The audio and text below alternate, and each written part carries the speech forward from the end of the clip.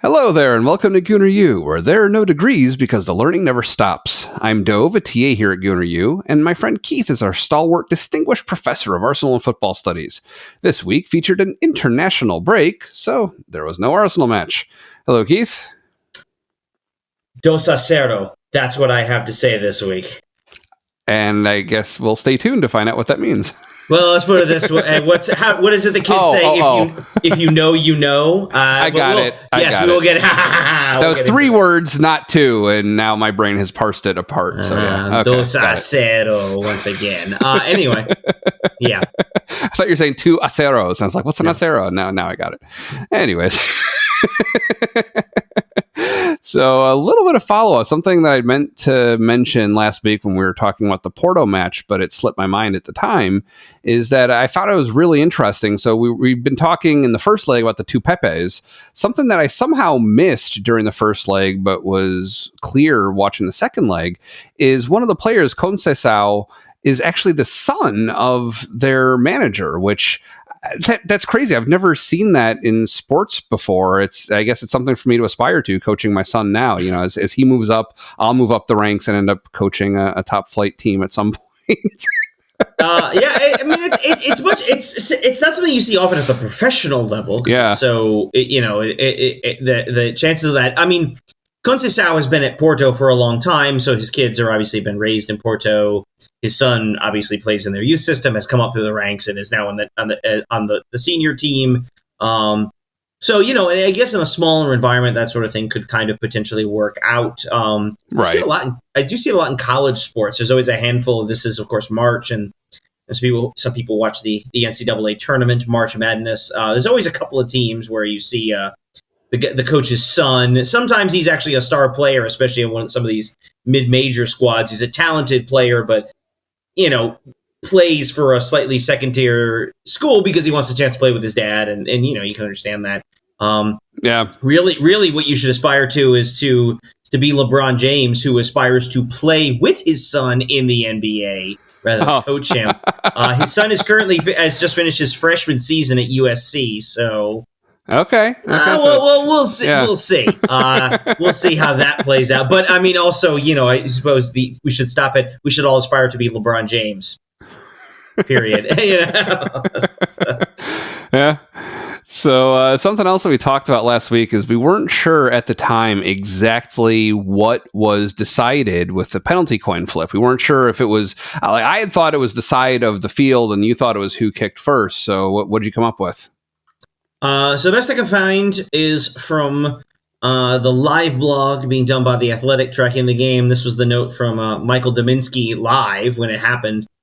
Said apparently there were 2 coin tosses. Odegaard chooses the end completely full of Arsenal fans for the penalty shootout, as you would imagine. He also chooses Arsenal to shoot first, which the stats show is an advantage. So apparently there were 2 coin tosses. I admit there were parts of that game that I sort of don't remember, which I'm going to attribute to nerves and definitely not anything else. I don't recall coin tosses. Obviously, there was a coin toss. Apparently, there were 2 coin tosses, but I don't recall particularly, but that's apparently what happened. And it all worked out in the end. Yeah. Cool. So what news is going on in the Arsenal world this week? It has been... It's been an interesting week, obviously, with the international break. Contract extensions continue. In this case, it was Tomiyasu is gonna stay for a little while longer, which is always good to see. Yeah. I had seen some calls floating around the internet, maybe not being as sure about Tomiyasu. His injury record since joining has not been stellar.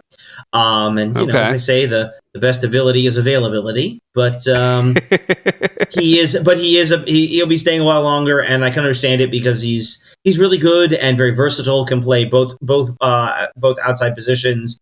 Can play center back as well. Sort of like Ben White, a very versatile player on the back line, and also really good too. So that's exciting. Yeah. Also, we rattled off, I think they said we had 13 Arsenal players who were dispatched for international duty. 2 of them did not actually play. Both the day after we recorded, Gabriel announced he was pulling out of the Brazil squad for the weekend. Saka later announced that he was leaving the England squad, did not play in their game this weekend against Brazil. Declan Rice did play 90 minutes and apparently is going to be captain for their game, for their next game, which I believe is tomorrow, Tuesday. I don't remember who it's against. I don't really care. But he's going to be Declan Rice, captain of England, which is kind of exciting. Yeah, that's great. But yeah, both Gabriel and Saka pulled out claiming minor injuries. At this point in the season, everyone's kind of hurt, so, it's hard to say. It's a weirdly placed international break coming as it does, right before the stretch run of the season. We're about to get into a very busy period with games coming midweek now, obviously with rescheduling, but also the Champions League and what have you. Yeah. And so I suspect, and there were a few others. Harry Kane also did not report for England, claiming an injury. A lot of the European teams were playing friendlies, and so preparing themselves for the European Championships this summer. How much does Gareth Southgate really need to see? He knows who Bukayo Saka is. He knows what he can do. He's a nailed-on starter on that team. Does he need it? No. Saka can take cannot report and not lose his place, I think. So, I wonder how much of that is a little bit of, Michael, gamesmanship on his part or on the part of other players as well to rest up for the stretch run of the club season, particularly knowing how secure they are in their position for the national team in the summer tournaments. So, right. Gamesmanship or coming up with a clever excuse. Yeah. And we say that, but I do think it's fair to point out that they probably are carrying a little something. Sure. Certainly we talked about Saka and the beating he takes. And again, we're at that point of the season where nobody's healthy. Mm-hmm. You're only you're good enough. You think how we talk about how long the season is, much they play. Gabriel and Saka have played a ton of minutes. Oh yeah. So yeah, the idea.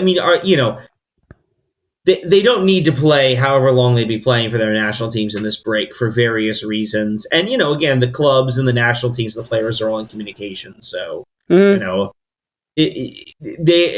think both of them have reason to believe they'll be in good shape for where they stand come the summer, the Euros, or in case of Brazil, the Copa America. But, they decided it was better for whatever reason to stay home, and hopefully that's the case, and not some other serious thing that will suddenly keep them out this weekend. But we'll right that later. So the Asian Confederation did have some qualifiers this week so far, right? You paused there for a moment. Oh, so did you. Sorry. That's all right. So, yeah, we had some Asian World Cup qualification rounds this week. So in India drew with a scoreless match at Afghanistan, which, as we've covered, was not actually in Afghanistan. At Afghanistan. Right. Finger quotes there. So I guess their reverse fixture is supposed to happen tomorrow, so we'll see. So far, they are hanging on. They're in second place with 4 points behind Qatar has 9, I think. Yes, Qatar's 9 from 9. Kuwait is right behind India at 3 points. However, recall that India beat Kuwait in Kuwait to open qualifying, so...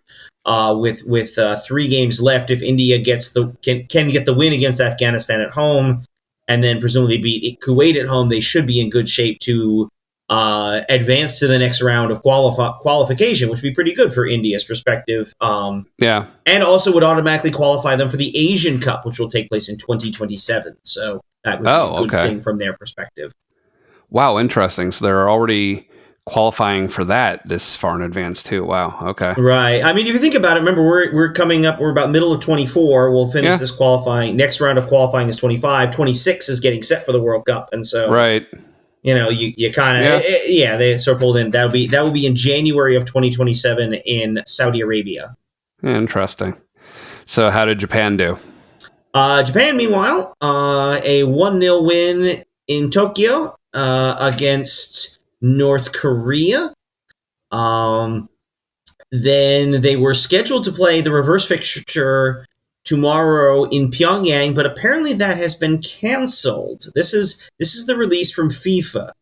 After the Korea DPR FA had announced that Pyongyang could no longer host its qualifying match against Japan scheduled for 26 March, the matter was referred to the Bureau for the FIFA World Cup qualifiers. In the absence of an alternative home venue confirmed by the North Korean FA and the lack of space in the calendar to postpone this game, the Bureau decided that the qualifying fixture shall neither be played nor rescheduled.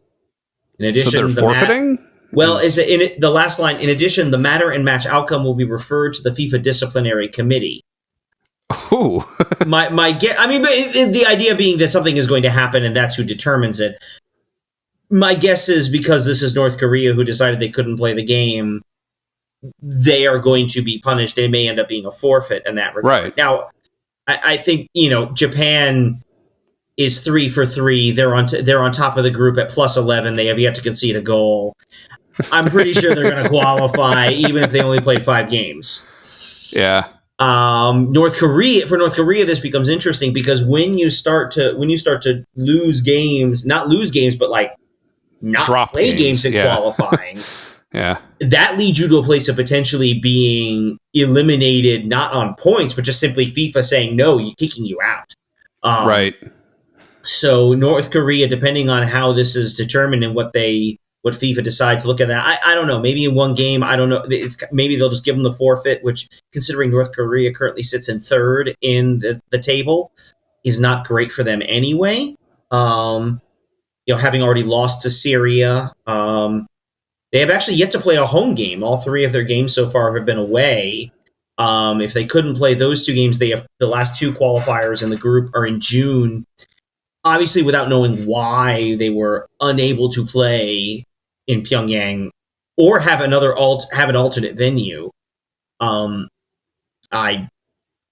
don't know. It'll be curious to see what sort of happens with that. I guess the one distinct possibility is you really do see the most extreme possibility is the North Koreans would forfeit and potentially be removed, but I do not.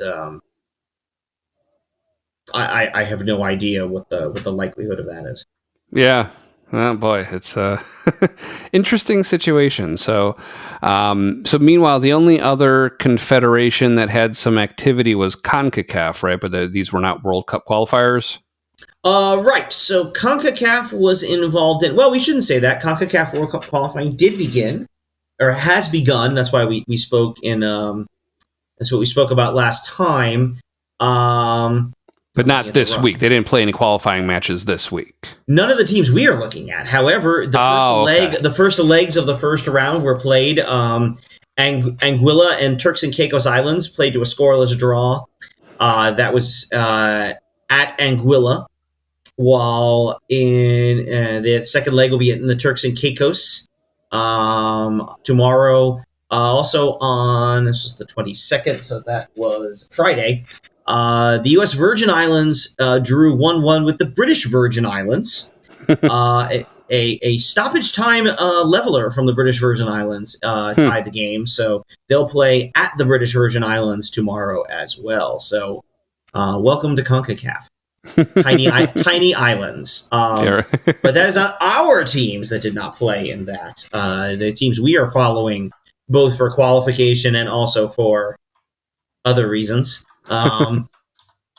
Let's see. I know we're going to remind ourselves. Started you, my friend. Well, I'll start with mine since I'm following Costa Rica. Costa Rica was in Frisco, Texas. So out north, a suburb in north of Dallas, where they played. Been there. Yes. At Pizza Hut Park, or I believe it's now Toyota Park. Actually, technically, yes, Toyota Stadium, home of FC Dallas.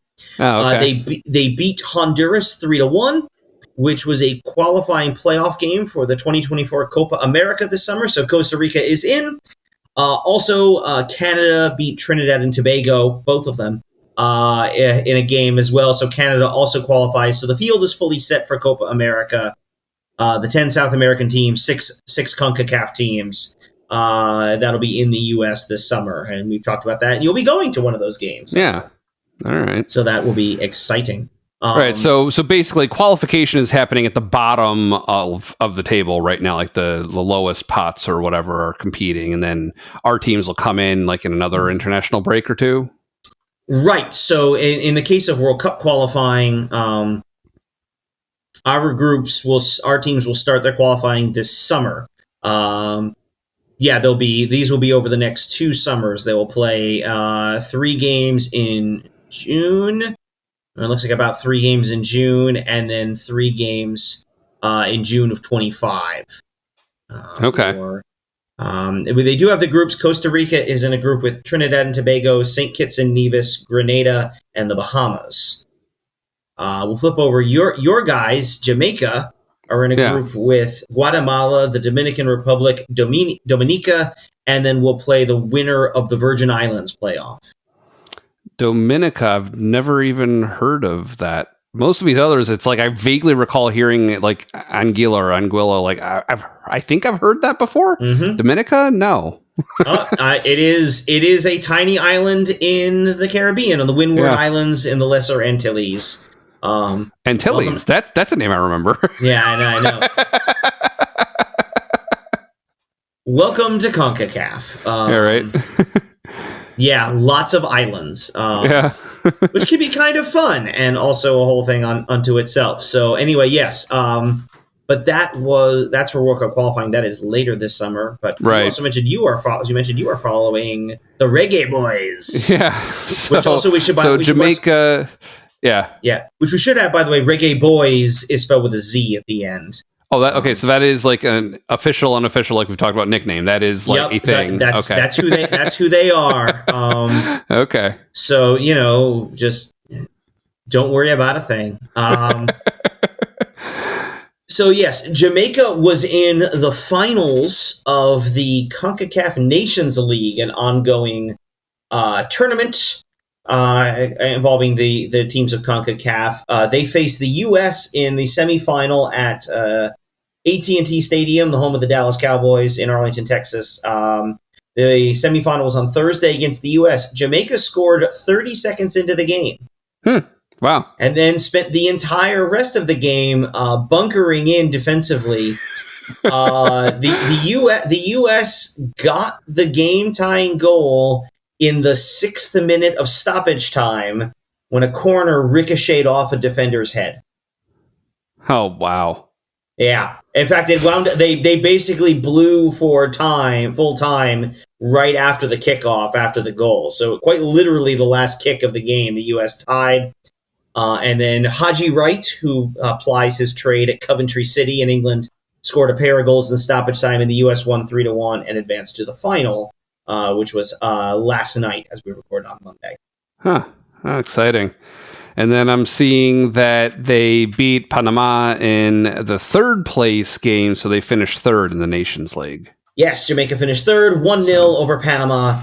That was in the afternoon. The appetizer, the hors d'oeuvre to CONCACAF's main event, USA-Mexico in the final. Okay. Cool. Which I watched, as you might have guessed, based on my attire this evening. And how'd they do? Well, as is tradition, 2-0, 2-0 the U.S. A cracking goal to open the scoring by Tyler Adams from Ketchum High School in Poughkeepsie, New York. Wappingers, New York. Yeah. And then Giovanni Reina scored a goal in the second half. The U.S. beats Mexico. This is delightful for many reasons. One, because it is always fun to beat Mexico.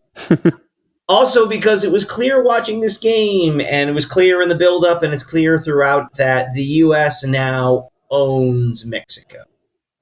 We have dominated them. They haven't beaten us since 2019. Okay. And frankly, the way they played us like we were better. We had something like 70% possession. Mexico was playing defensively and playing to counterattack. Much like we talk about Arsenal, think about all the times teams who bunker, park the bus, play defensively, hope to break on the counter. That was Mexico. We're just flat out better than they are, and it is delightful. Well, so I remember we talked during the World Cup the last time around that we didn't have any we didn't have a lot of goal scoring capability. Has that been solved? Have we brought in new players who are helping with that? Not really. I mean, that was part of the problem against Jamaica is in terms of dominating possession. Jamaica's always going to play us very defensively. They're generally a pretty solid defensive team. Their manager is actually the guy who managed Iceland a few years ago when Iceland snuck their way into the Euros and then the World Cup, basically by playing a bunker and counter style, which is very effective in the international game. Yeah. Jamaica was always going to play us defensively, but the fact that they scored in 30 seconds meant that they could spend the entire game basically daring us to come at them, which we did. I did not actually was not able to watch that game. I saw the highlights afterwards. We generated a few chances, but really struggled with some finishing. Fullerman Balogun, formerly of Arsenal, was the striker to start the game. Did not seem to go particularly well for him. Haji Wright came off the bench, his 2 goals. He started on Sunday against Mexico. He was okay. Mexico, doesn't... It's definitely not too tight for Mexico to sit and defend. That's not how they want to play. That's certainly not how they want to play against the U.S. psychologically, as well as in terms of their capabilities. But they did a credible job. Yeah. And then, Wright wasn't so great. I mean, it was 2 midfielders who scored. Adams, who's actually more of a defensive midfielder, scored a cracking goal from way out of the box. Big, long-range shot. And then Gio Reyna's goal as well. He had a nice game. Christian Pulisic, was captain, wore the captain's armband. He was very good. I thought Weston McKennie was good last night. Cool. Good. So overall, a good performance in the final from the U.S. or a solid performance against an overmatched team. Little dicier against Jamaica, but we still don't have a totally reliable goal scorer, and that's just. I mean, you hope one of these guys finds a good vein of form. Coming into the summer of 26, we have a couple of years, 2 years before that really becomes an issue. But sure, it's going to be one of those things. And because we're a national team, it's not like we can just go and buy a striker. We're kind of stuck with what we've got, and you hope one of them finds it. Yeah. All right, so a little bit of an MLS update. I caught so Saturday was a day here. We in the middle of the day watched the new Ghostbusters movie, which was fun. This was a perfect day to go to the theater and watch a movie. It was raining nonstop from before we woke up until after we went to bed, just like constant, unrelenting rain. One of the last things that I did before I went to bed is I watched the highlights of Miami's match at New York Red Bulls and saw, they were playing in that rain that I was like sheltering inside during most of. Ooh, what a sloppy, messy match, and no Messi in the sloppy, messy match. Apparently he was injured. The next thing that I noticed after seeing Messi wasn't playing is I didn't recognize any of the players who were playing. I was looking because they lost like 4-1, I think, 4-1 or 4-0. They had a goal that got called back, I think. So, but anyways, they lost by a lot, and so I saw in the highlights getting scored on over and over again. The keeper was this Dos Santos guy who I haven't seen before. I guess he's their backup keeper. Drake Callender was not playing. And Messi not playing, I don't think much of. He's been injured on and off. I don't expect him to be in every game, but Drake Callender not being in there caught my attention. So I was looking it up, and I saw, they were missing like something like 9 to 11 players due to international play. And I was like, wait a second, that's why the Premier League has an international break. You're going to lose a lot of players. Why have the clubs play against each other? And so I started wondering why MLS would make that decision. I don't know if it's because this particular international break is toward the beginning of the season, or if MLS doesn't generally have as many players at the level of playing for their national teams, where maybe if it's a relatively small percentage of their players compared to other leagues, maybe it doesn't make sense to shut down the league. But what's the deal there? The answer is that MLS doesn't usually take international breaks.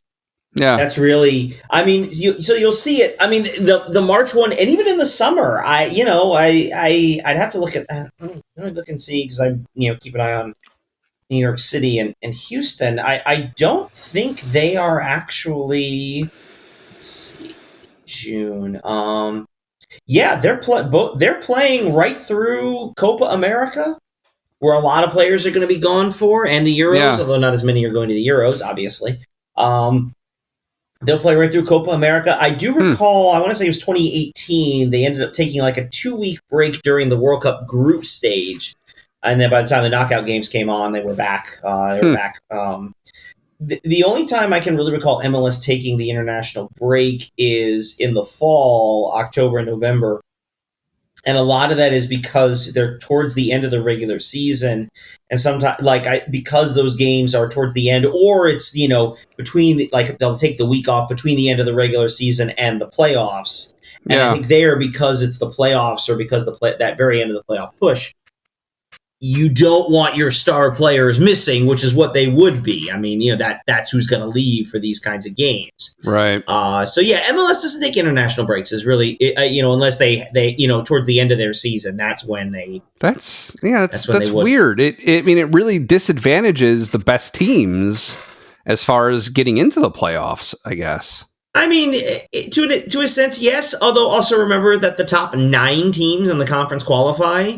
Okay. Yeah, if Miami doesn't qualify for the playoffs, it's not because they lost 4-1 to Red Bulls during an international break. That is not going to be why. That is not going to be why they don't qualify for the playoffs. And Miami will qualify for the playoffs. With Messi and some of the other players they brought in as well. They've got plenty of talent. They've got a good manager in Martino. They'll rotate well. Miami's making the playoff again. The top 9 out of what? There's 15 teams in the Eastern Conference. Yeah. So yeah, Miami's making the playoffs. Let's just all be clear. The top 2/3 make it in. Yeah. Yeah. I mean, maybe you could argue it could come to a place where you're talking about the difference between 4th and 5th, and maybe that's all of a sudden now we're hosting a playoff game as opposed to being the on the seeding road is for it. Different. Yeah. Right, but. Yeah. MLS is defined by parity in a way that most other leagues aren't. Some would say mediocrity. That's a little unfair, but there's definitely a greater sense of parity and a greater sense of what's going to happen. We're just going to roll the dice and see what this week turns up. Yeah, interesting. You don't have the same kind. Yeah, you don't have the same kind of super clubs that you have in the top European leagues. It's just the salary cap rules and all just make it too difficult. Yeah, I mean. As frustrating as it is, not that I watch this game or generally cared, but I always find it frustrating when Red Bulls wins. You said sloppy. We've talked about that, yeah. Yeah, you refer to it as a messy, unwatchable game. Yeah, well, that's pretty much describes any game involving Red Bulls. That's right, shots fired. New Jersey, no stars over there. Anyway. All right. Well, before we get on to our main topic and dessert, let's thank our sponsor for this episode, which is Zencastr. So we use Zencastr for every episode. We just fire it up in Chrome. I do, and then Keith does. Click record, and that's it. It is super easy to record a podcast with Zencastr. All you do, log in using your browser and start recording a high-quality podcast right away. You can record studio-quality sound and up to 4K video with your guests. Feel a sense of zen knowing Zencastr's multi-layered backups ensure you always have your recordings in the highest quality, even if the connection is unstable. It's an all-in-one platform, so if you've thought about podcasting before and gave up thinking you needed a lot of different tools and services, those days are over. With Zencastr's all-in-one podcasting platform, you can create your podcast all in one place and distribute to Spotify, Apple, and other major destinations. So if that sounds good to you, you should go to zencastr.com/pricing and use our code Gooner, and you'll get 30% off your first month of any Zencastr paid plan. As always, there's a link in the description to take you there. I want you to have the same easy experience as we do for all our podcasting and content needs. It's time for you to share your story.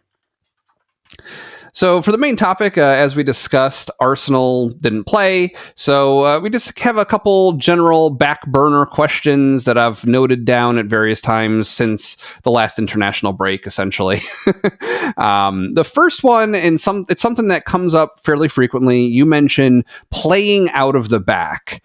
Let me describe what I think you meant, and we'll reconcile and see how close I am to the actual definition. So you basically mean you recover the ball one way or another in your own end, near your own goal, and you dribble, pass, and just kind of carry the ball forward step by step, eventually getting yourself into scoring position where you try to score it in. Is that more or less it, or am I totally off? No, you're generally right. So the idea is that when we say the back, we're talking about your back line, your defenders. And so in a lot of senses, you think of it as your play starts from the back. So the ball really starts at the foot of the keeper. We talk about, one of Raya's abilities and also Ramsdale's generally, as well as the ability to play with their feet. We're not so much worried about them as shot stoppers, but their ability to make passes. And so the idea is the ball will start in the back, will cycle out through your center backs and out to your full backs or even through the center. But the idea is you're taking the ball from the back and pushing it forward, typically mostly by passing. There's not going to be quite as much dribbling. Like the idea is not you're supposed to take on several guys. I mean, Saka can do that, Martinelli can do that. But the idea is the defenders will advance the ball mostly by passing. So the ball comes from out of the back end of the field up forward. Okay. And that sort of slow, it can be a bit slow and deliberate, especially at first when teams are starting to do it. But increasingly, as you practice like anything else, you can get faster and faster with it. You see Arsenal can really recycle the ball quickly. When the ball goes to Raya, he can very quickly roll it forward or pass it quickly to a center, to Gabriel or Saliba, and they begin to push the play forward, and it's push, push, push, push, push. But notice that play can start from in the back and go all the way forward. So when you bring it up, it's usually in contrast to other playing styles. Mm-hmm. And it seems like the stronger offensive teams tend to do that. What would some other styles do if you weren't doing that? Because it seems like the most obvious thing to me that you would do. Mm-hmm. What are other ways to go about it? Well, so play out of the back is a very possession-based kind of system. The idea is that we're controlling possession of the ball, which you'll also see. And no team, by the way, really plays with one style. There's a lot of it's defined by how do you play when you have the ball versus how do you play when you don't have the ball. And so the sort of the antithesis of play out of the back is the old name Route 1 football, or sort of just punt the ball forward and, have a guy run past defenders. It's Route 1 is, the national highways in Great Britain. So Route 1, straight north, south, right up and down. And so right up the middle, pushing it forward to your striker who turns and runs on and scores. It's very direct, very straightforward. We'll talk about teams playing deep, parking the bus sometimes, counter-attacking. Like the idea with the counter-attack is you force the turnover and then immediately go. We'll talk about the press. Arsenal does a very high press. So you can see when we're playing well, a lot of teams, if they want to play in the back, well, that's where we pressure them.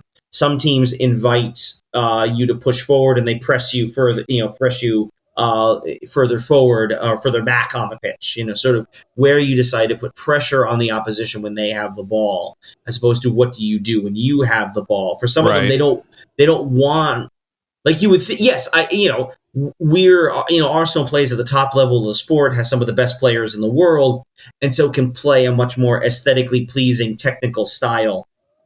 Other teams, even in the Premier League, can't do that, at least not against us. And so they'll counterattack, they'll press in different areas, or they simply don't trust their defenders with the ball at their feet the way we do with ours. So that's where a lot of that is. So, but this idea of playing out of the back is to be able to hold on to possession. The keeper gets the ball, and it's not just about hoofing it up the field as quickly as possible, but rather passing to the center backs, out to the full backs, maybe in the middle, and sort of working your way up the field from the back. So very possession-oriented style. Taking your time, controlling the ball, smaller controlled passes instead of huge, I know you wouldn't use this term in soccer, but Hail Marys, like from American football, just kind of getting it high and far.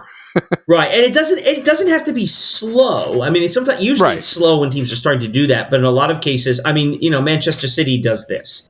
And Pep Guardiola plays a lot into this. The tiki-taka, pass, death by 1,000 passes, and just goes around, and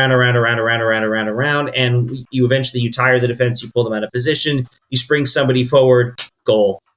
And then they're behind by a goal, and you pass, and they can't get it back, and you just play keep away for the remainder of the game. I mean, that Spain won a World Cup and 2 European championships consecutively, basically winning every game 1-0. Yeah. So that's sort of the pinnacle of this sort of very modern style of the game. And there are challenges to it in different ways of sort of attacking it. The more you want to read in this, I'd point you to, as we're both Ted Lasso people, in the very first episode, Coach Beard is on the plane reading a book called Inverting the Pyramid, which is a history of the tactical evolution of the sport. I would read Inverting the Pyramid.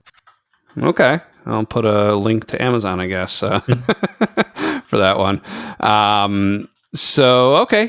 Cool. Good to know.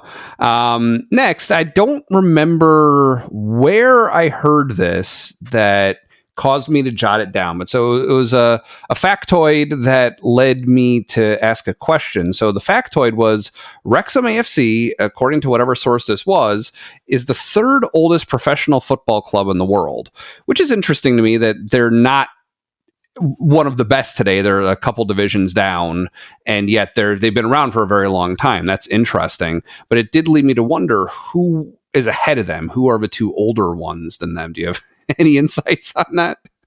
So the short answer is that's not really an easy question to answer. Because what do we mean by oldest? Do we refer to clubs that are continuously operating since their founding?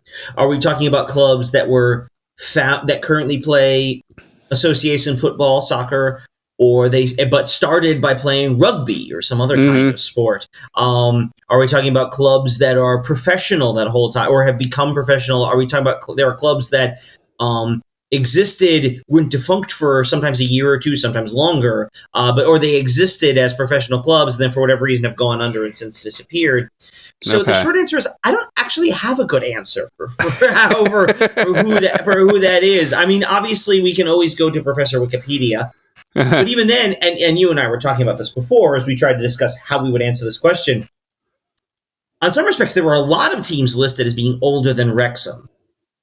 Right. But through all the reasons we've described, I don't know how you necessarily say who are those two necessarily older than the Reds in Wales. Well, I guess you would need to use whatever selection criteria were used to make Wrexham number 3 that are unknown to us at this time. So yeah, I'm sure it's some disqualification on the grounds of, okay, they aren't around anymore. They haven't been around continuously. It seems like there is some distinction between institutional clubs like at schools versus independent clubs is one of the ways you differentiate. Yeah, that's one way. Yeah, the independent club versus ones that were tied to various educational institutions. Eton, again, we've mentioned the English game, sort of they're not quite the bad guys. It's Julian Fellows, so the upper class can never really be the bad guys. But they're the old Etonians, so a bunch of upper class guys who all went to Eton. But they're not a professional club. The English tradition for a long time, there was a long history in a lot of athletics. A lot of sports was the tradition of amateurism. This was the animating spirit behind the Olympic Games for really until like the 1980s. That amateurism thing went on for quite some time about sports should not be a professional thing. It should be something that you do for the love of the game and to make your money elsewhere. And then everyone decided, but what if you're good at it?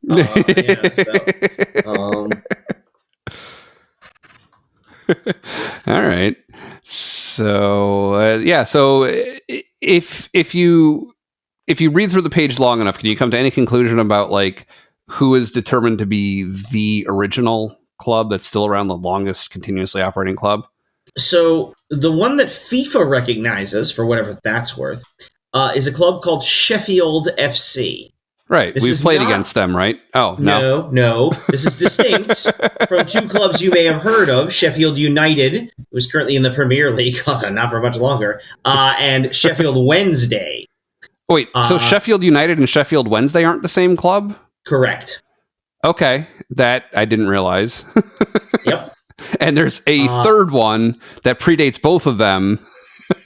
It's also Sheffield Football Club, which, as far as I can tell, doesn't actually play in Sheffield. It plays in Dronfield, which I have no idea where that is. Presumably near Sheffield. But anyway, yeah. So Sheffield FC, which FIFA has declared them to be the oldest club in the existing club in the world. In fact, their current version of their crest actually says the world's first football club on it. So they're going to run with that, which good for them. I guess you can claim it. 1857 is what they claim as their founding date. They currently play in the Northern Premier League Division 1 East, which, as far as I can tell, I believe is the 7th level of the English football pyramid. Right. Playing deep there, yeah. Okay. So, all right. You have a taste for some dessert? Oh, absolutely. So we didn't have time for it last week because there was so much to talk about with Porto, but you put in our shared document some links to new kits that were revealed. I have not looked at these yet, so we're going to get my reaction to these like we've done before, I take it?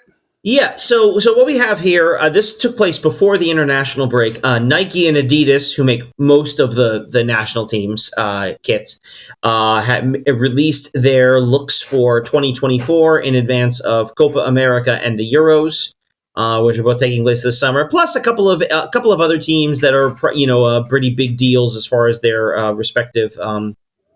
I guess what you call it, in front of their respective stables of sides. Mostly Nike has a handful of Asian and African teams as well that are fairly high profile in terms of their kits.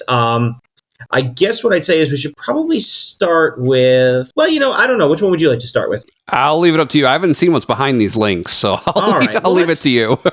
let's start with the Nike ones. This article is a little shorter. Okay. The Adidas is both of them have quite a lot of them, but Nike there's a Nike's bunch again, a mixture of South American, European teams, plus the US and Canada are also in this one. Okay. And so let's see. So I'm opening up this link.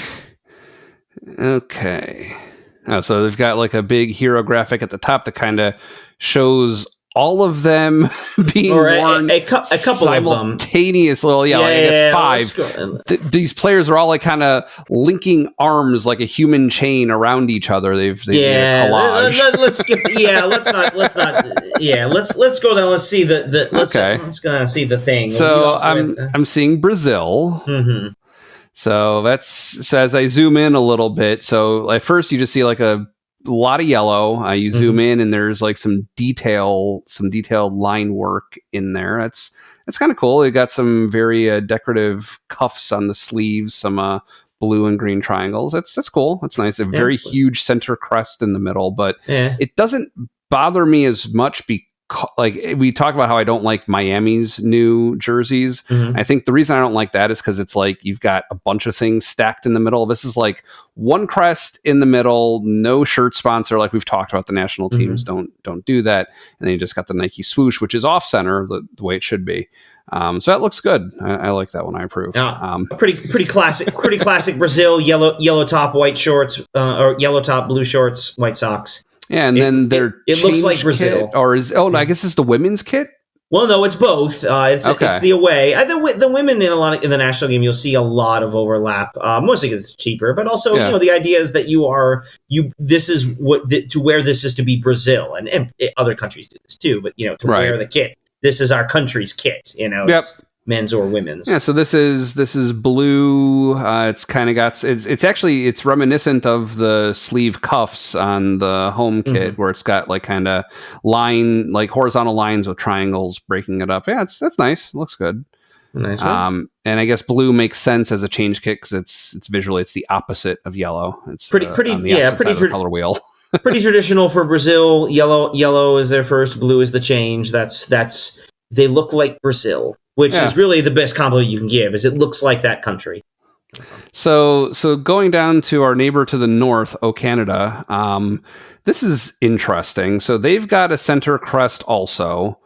It has like the top edges of the leaves of the maple leaf from their logo, and then Canada across the middle, and then like a soccer ball underneath. They've got like a two-half crest with like a soccer ball and a maple leaf. That's interesting. I don't know that I'm crazy about that. And they also have it stacked with the Nike logo inside like an ellipse up above it. I'm not too crazy about that. One thing that's interesting though is they have a two-tone red. So they've got like a bright, bold primary red in the middle, and then they've got like a deeper maroon on the sleeves. And then they carry those accents into the shorts and the tops of the socks. I don't know that I've seen that before in a jersey, with two different tones being the two main colors. Have you seen that? With national teams, it's a little different because, of course, your color palette's usually a little more limited, especially for the home kits. What's a Canada shirt look like? Yeah. It's red. It's red. That's, okay, what do I... Yeah. It's red. So yeah, sometimes the two-tone is a way to add a little bit of color, I guess. Yeah. Or add a little something different to it. Yeah, and then looking at their change kit, pinstripes. So they get rid of the stacked logos down the center. Then they've got the Nike on the right of the chest and the Canada crest on the left. Pinstripes. It honestly reminds me more of a baseball jersey than soccer. I haven't really seen pinstripes in other soccer jerseys so far. Well, it's really only just 13 of them down the middle. You notice they just right down the middle, and so the sleeves and the sides of the shirt are generally more of a plain white. Interesting. What, do we have 13 provinces or something? 10 provinces and 3 territories. Okay. Interesting choice. Mm-hmm. All right, so scrolling down, China. Okay, now, geez, on my monitor, I guess that's supposed to be red. It almost looks like orange. It's like bright red. It is a very fluorescent red, kind of almost orange-ish. And then it's got like it's like a moire pattern. I don't know if that's something you're familiar with. Like if you ever wear like shirts with really fine lines, sometimes it'll like kind of distort and shimmer when you take a photo of it.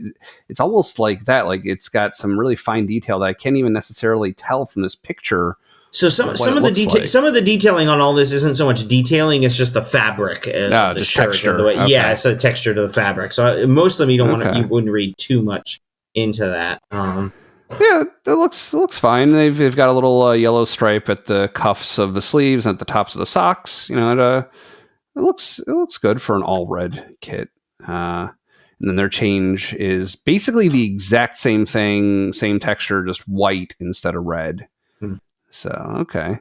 Now Croatia, now we're getting something different here. So they've got like a checkerboard. It's not, we've talked, I think, before about quarters. These aren't quarters though, because it's actually 6 horizontal sections, or maybe even 8 actually going up the front of the shirt. Yeah. I mean, Croatia is always the checkerboard pattern. And so, I can see it's in their flag. Yeah. And that's what they've been famous for. You can find, a history of the Croatian jerseys. You can see just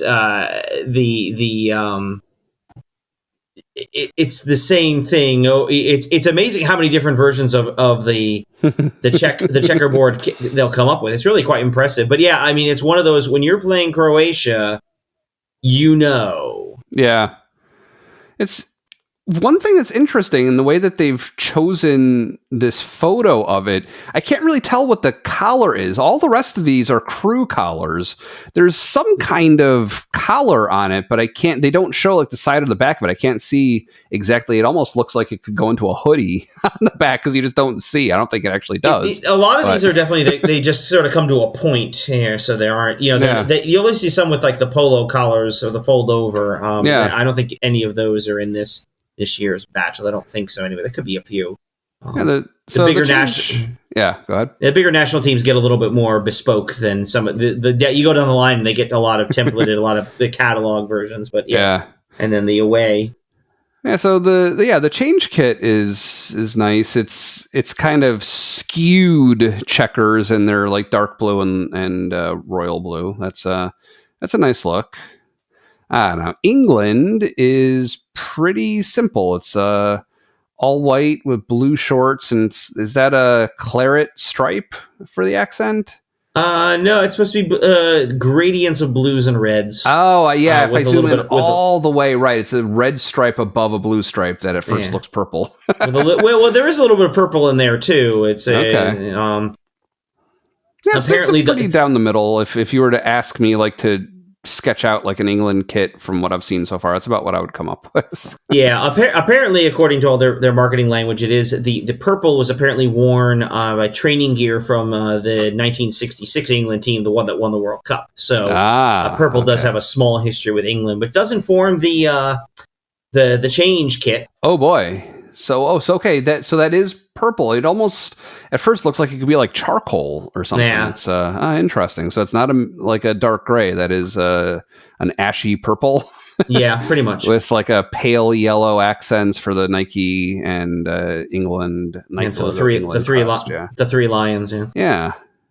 Yeah. Cool. That's nice. It has divided opinion in England. We'll say that. Yeah, I mean, I guess if they're trying to go for wish fulfillment and go back to their glory days when they last won, I guess. I guess that's a reason. I mean, wish fulfillment is pretty much the MO of England. So, yeah. So France has got the red, white, and blue. You got the collar is kind of half and half. It's got the blue, white, and red stripe on the right side, and then it looks like all blue on the other side. So asymmetrical collar. Other than that, the design on the shirt, like kind of the texture of the fabric, it kind of reminds me of the keeper kits that Arsenal has this season. It's kind of got like little like diamonds or something inset in it, but yeah, nice. It looks almost with the stripes on the bottom, the blue, white, and red at the bottom of the shorts. It kind of reminds me of like the USA Dream Team or something. I mean, it's France. Yeah. And then they do have pinstripes all over the entire jersey. They kind of they're a gradient across a few different, I guess, blue to red, and it kind of goes pink and light blue in the middle. Yeah, white, almost white, like the French flag. Yeah. Yeah, really, the distinctive one about France. I mean, France always generally looks pretty good, but the distinctive one here is the rather giant crest that they're both sporting on the. So that is larger than usual. Yeah, I guess it is pretty big. Yeah, that is a big rooster. Yeah, I'm glad you said rooster. Yeah. So okay, Netherlands orange. Again, with that similar kind of texture. A little more orange than, say, in the World Cup, which they were a little more fluorescent than usual. So it's nice to see kind of more standard orange. Yeah, it looks good. Not much to say. Pretty much what you'd expect. The change kit has a lot going on. It looks like a Tetris level or something. It's got like falling blocks. It looks like a modern art thing going on there. Yeah. I mean, with the colors and stuff, it looks like it could be like a New York City FC shirt or something. Interesting. All right, Nigeria, I guess across the middle, that is in Nigeria's native language, how you spell Nigeria? No, it is apparently Niger, which is a spirit, is some sort of, I guess it's, I'll be honest, I don't know. It's apparently a word apparently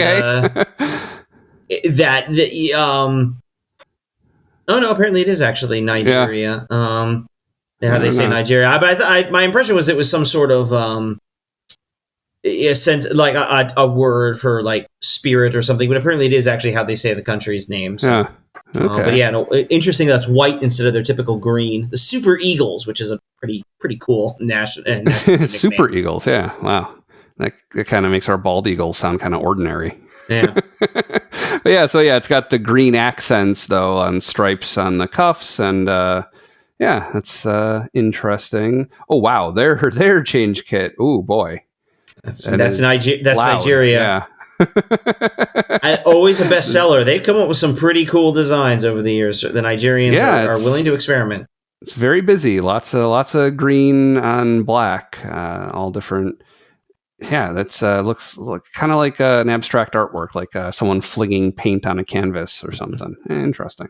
Norway. All right. So, boy, they went all in on the vertical stripes. I guess what you call those bars on the jersey. I think so, yeah. Yeah, so that's interesting. It got a little flourish in the middle where it's got a diagonal like crossover where the dark blue and light blue switch places. Yeah, that's cool. It's a nice distinctive design. I like that. I'm not super crazy about the crest like high up on the chest in the center like that, but that's cool. The change kit is interesting, kind of a graffiti vibe or something. Like it's mostly white with like splashes of blue and then red cuff stripes. Yeah, ice and snow, you know? Oh, okay, yeah. Which makes sense. Unfortunately, they won't be wearing it in Euros because Norway did not qualify for the European Championships, which is... Yes, poor Martin Odegaard. So Poland, wow, that is a big crest. So white with the same kind of texture I was talking about, like the diamonds or something in it that looks like Arsenal's keeper kit. Center crest. That one, the shape of it doesn't bother me in the center, but that looks fine. And red shorts, yeah, pretty standard. And then I guess all red for their change kit with white accents. That's Poland. That's a Poland shirt. Those are Poland shirts. Portugal, yeah, it's about what you'd expect. Red shirt, green shorts. And Portugal's kind of drifted back and forth over the years between this sort of bright red where they are now, but also occasionally with a red current, a very dark maroonish red over the years, and then a green as well with their. This is change kits similar colors to the Norway one with like crosses all over. Just kind of looks like stenciled in almost, like someone took an airbrush with stencils and did some light blue on the white. Yeah, it meant to be like represent mosaic tiles that are common in Portugal. Okay. Yeah. South Korea, it's red with like, kind of pink accents, like the design. The highlights are kind of like a pink on it. It's pretty pink. South Korea has definitely been red as sort of their standard color, but they've drifted in a pinkish direction in some recent years. Even the shorts that are like a solid color are a fairly light red. Yeah. And then, whoa, that's a psychedelic change kit there. Yeah, it looks like, it's trippy. It's like it looks like it could be holographic or something. It's supposed to be inspired by the country's famous pearl lacquerware. Okay, yeah, pearl. I could see that.